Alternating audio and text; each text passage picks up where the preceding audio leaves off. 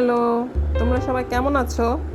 আজকে আমরা শুনতে যাচ্ছি গল্প টুপি বিক্রেতা ও বানরের দল।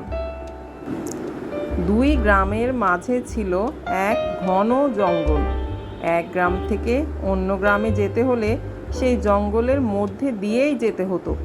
সেখানে থাকতো অনেক বড় বড় বানর। একদিন এক টুপি বিক্রেতা এই জঙ্গলের মধ্যে দিয়েই এক গ্রাম থেকে অন্য গ্রামে যাচ্ছিল। চলতে চলতে ক্লান্ত হয়ে সে এক গাছের নিচে বিশ্রাম নিতে গিয়ে একেবারে ঘুমিয়েই পড়ল। কিছুক্ষণ পর ঘুম থেকে জেগে দেখল তার টুপির বাক্সটা খোলা এবং তাতে একটাও টুপি নেই। হতাশ হয়ে সে এদিকে ওদিকে তাকাতে লাগলো, কিন্তু টুপি খুঁজে পেল না। হঠাৎ কিচির মিচির আওয়াজ শুনে সে উপর দিকে তাকালো।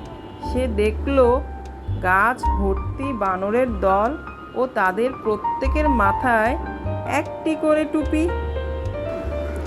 টুপি বিক্রেতা রেগে গিয়ে তাদের দিকে পাথর ছুঁড়তে লাগলো। তাই দেখে বানরের দলও গাছ থেকে ফল পেড়ে ছুটতে লাগলো। বেচারা টুপি বিক্রেতা দেখলো মহাবিপদ, কিন্তু পিছু হটবার পাত্র সে নয়। সে জানতো বানরেরা খুব অনুকরণ প্রিয় হয়, ফলে তার মাথায় এক বুদ্ধি এসে গেল।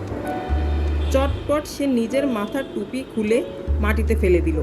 তাই না দেখে সঙ্গে সঙ্গে গাছের বানরেরাও যে যার মাথার টুপি খুলে নিচে ফেলতে লাগলো। টুপি বিক্রেতা তখন টুপিগুলো তুলে নিয়ে নিজের বাক্সে ভরে ফেলল। তারপর খুশি মনে সে নিজের পথে চলতে শুরু করলো। বানরেরা সব ফ্যাল ফ্যাল করে তাকিয়ে থাকলো এবং লাফিয়ে লাফিয়ে অন্য গাছে চলে গেল। তাতে আমরা কি শিখলাম? উপস্থিত বুদ্ধি অনেক সমস্যারই সমাধান করে।